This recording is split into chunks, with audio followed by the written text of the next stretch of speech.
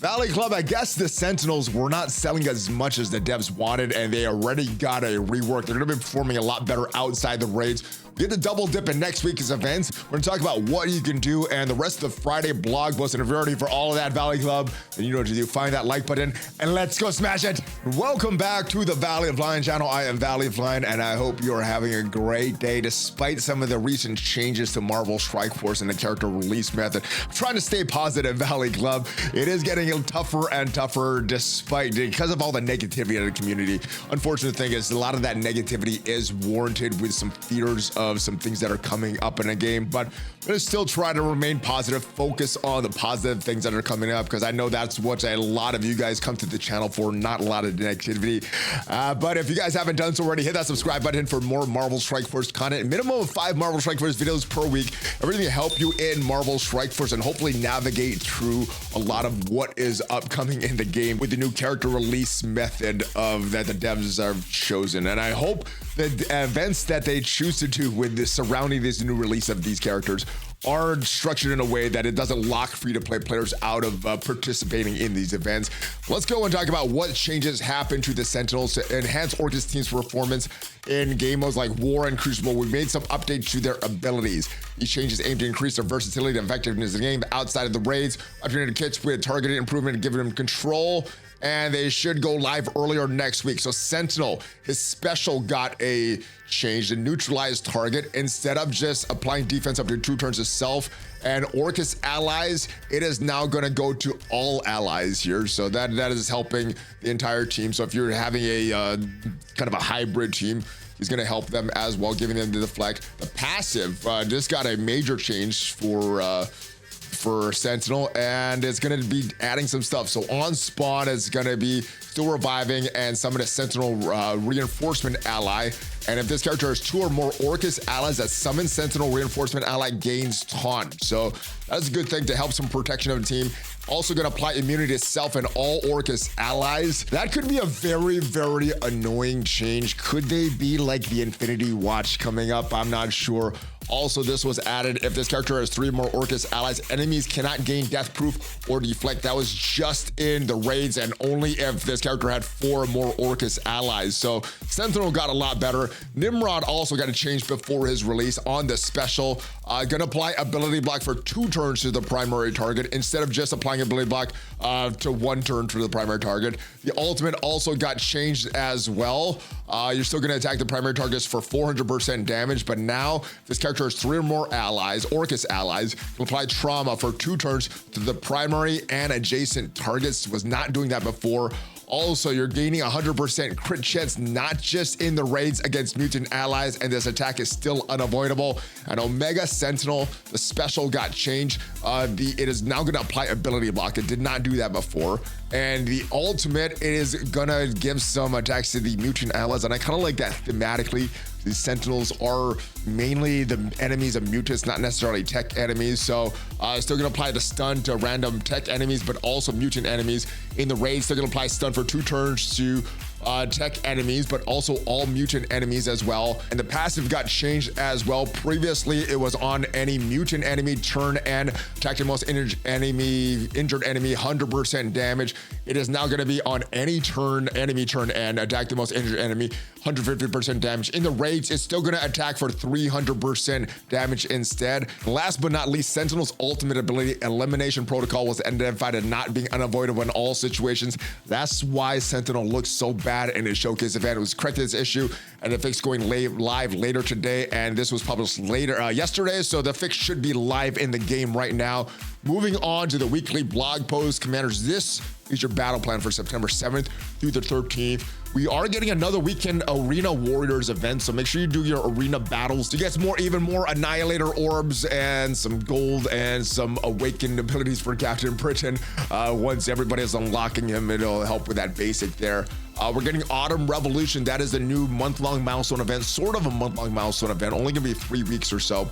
We're getting the events Sentinel Assemble, where you need to earn Iron Legion orb fragments from campaigns and blitz with Annihilators. So this looks to be a easy event to get the meta item for. The web milestone looks to be a little harder. You're gonna need to earn Thanos Annihilator orb fragments.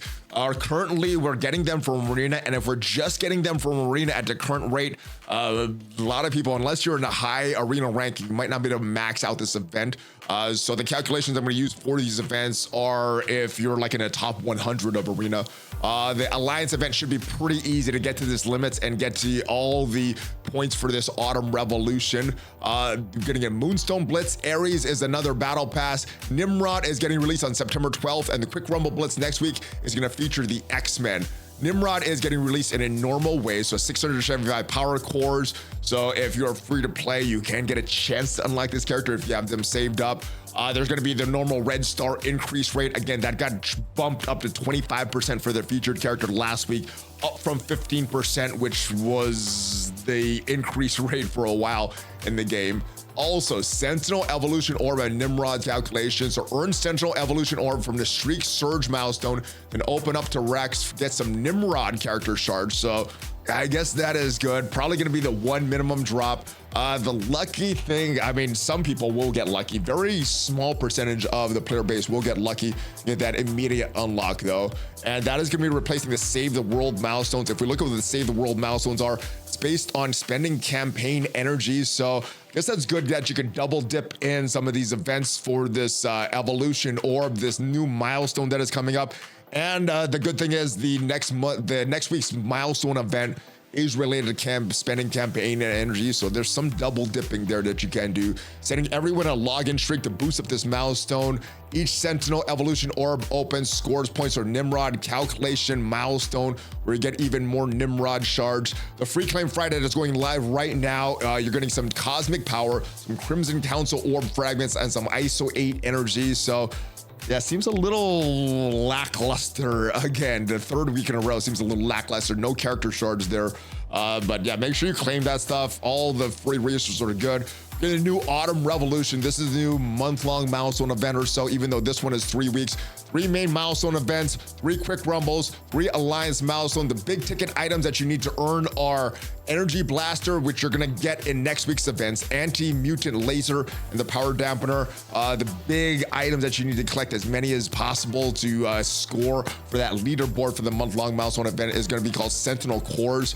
Schedule is Sentinels Assemble. That is gonna be on the 9th. Fall of the Mutants, that's gonna be on the 16th. Operation Omega, that's gonna be on the 23rd. And we have some Quick Rumble Blitzes. X Havoc, again, that's gonna feature the X-Men. Alpha Assault, probably featuring Alpha Flight, and Mercenary Mayhem, probably featuring the Mercs. Alliance Milestones, we're getting Dark Future, and Dark Future. All looks like evaded to surrounding the raids and the Orchis raids. Same exact event, September 9th, 16th, and the 23rd.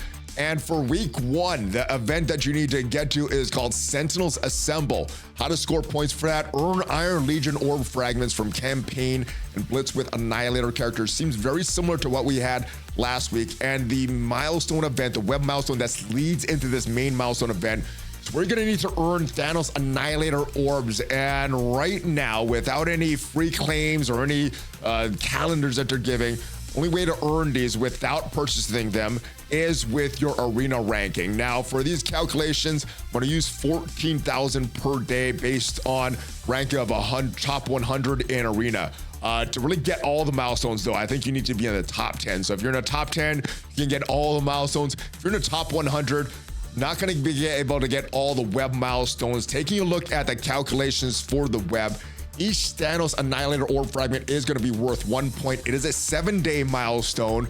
And to get all these points, you need 140,000 points. Most people, if you're in the top 1,000 or top 100, you'll get to milestone 8, which is a lot of these Iron Legion orb fragments and all of these Sentinel Assemble milestone points, which is good, but you're missing out on some of these Crimson Raid orb fragments, Armory 19 orb fragments, and 2 of these Iron Legion orbs that you can open. And taking a look at the calculations for this, a top 100 getting 14,000 fragments per day over the course of 7 days. That is 98,000 orb fragments, which only gets you to milestone 8. So they're getting a little stingier with these web milestones. You're still gonna get 6,000 of the Iron Legion orb fragments instead of that 10,000 if you do all the milestones. And you're getting all the assemble milestone points, 24,000 of them. And where you need to get, and looking to scoring for this, where you need to get to for all the milestone points, milestone 13, 78,000 points. You scroll this down, that is where you're gonna get the energy blaster. Moving down and taking a look at the scoring for this event, every Iron Legion orb fragment is going to be worth 1 point. There is no limit on that. There is a limit on this Blitz with Annihilators, 3,000 points for that, but there's a limit of 30,000 points. The rest of these, you're getting points for blitzing with your Annihilators. If you haven't spent any money though, you don't have them at the Soldier and Star level, so I'm not going to use that in the calculations. Down here at the bottom though, every Sentinel Assemble milestone point, you're getting an additional 1. So moving forward with these calculations again, where you need to get to milestone 13, 78,000 points for that energy blaster. The fragments you're getting from the web, if you are in the top 100 but not getting all those milestone points, 6,000 orb fragments from the web. You're getting 24,000 milestone points from the web as long as you're inside that top 100 in the arena. Blitz with Annihilators, that should be pretty easy to get, even if you just have Silver Surfer and Ultimate, should be easy to get to that 30,000 points. So the total before any energy is spent, 60,000 points that you're getting from that stuff, should be pretty easy to get this 60,000 points, at least if you're in the top 100 of arena. The difference that you need to make up from energy is 18,000 points, and that is to get to that 78,000 points there. So from this, you're gonna get make this difference up with campaign energy, getting those orb fragments. For free, you're getting 628 energy per day. And over the course of 7 days, that is 4,396 energy per day, which means that if you wanted to get the orb fragments to get to this level from 18,000 points, it needs to be a calculation of 5 orb fragments per energy spent. Hopefully it is that much, makes this event very, very easy. If it's a little higher, and you will need to spend some cores. You're spending your 50 core refreshes, doing all 4 of your 50 core refreshes, which is 150 cores per day because you get one of those free per day. That is a little over 11,000 or 1,100 energy, and a total over 7 days, 7,756 total. And if you want to get to this 18,000 spending this, you need to get a 3 orb fragments per energy spent. So we'll find out those calculations once this event goes into preview on Sunday. And next week's main event also has a leaderboard attached. There is 1 diamond for Sentinel at stake for the top 1,000. For that, you would need to spend money or spend extra campaign energy. Top 10,000 get some diamond orb fragments, which is always good. Next week's raid event seems like this week's raid event. Battle in raids, collect allies, supply 6 orb fragments. Seems pretty easy. You will get bonus points for using Orcus tech nodes or for clearing Orcus tech nodes. And you also get points for using certain Sentinel or Orcus characters. Taking a look at the calculations for this event. To get all these Sentinel cords here for the month-long milestone event, milestone 10, 170,000 points. If you look at the limits for just playing in raid battles for your alliance, 192,000 points, which gets you over this. So pretty easy to get all this stuff because it's usually pretty easy to get to these limits in this alliance milestone. If you have a full alliance that's pretty engaged, you're getting some extra points for allied supply 5 or 6 orb fragments. You're also getting extra points for raiding with Sentinel and raiding with Nimrod. So you get some extra points for a limit for your alliance. There are some limits for that as well if you have some spenders in your alliance. Pretty easy though, just get to these raid battle limits and you will get all of those Sentinel cores. The Quick Rumble Blitz is going to feature the X-Men characters and extra points if you have them 5 or 7 red stars or 7 gold stars, excuse me.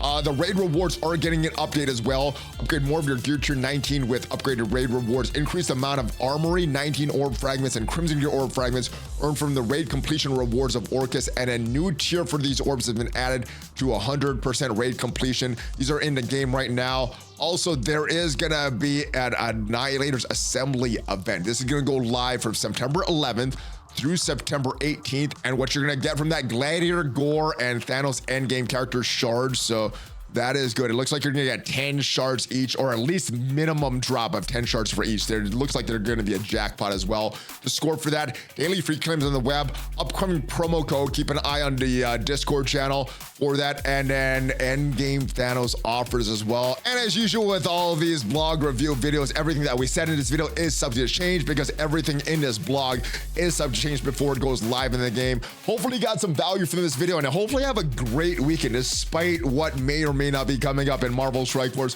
Hopefully got some value from this video. Hopefully got some positivity and some energy from this video. If you did, leave it a like. It is free for you. It helps out the YouTube algorithm. And if you want to see one of the best characters in Marvel Strike Force as you build up, check out the video up there. See you guys next time. Have a great weekend. Hulk fist bump. Valley flying out.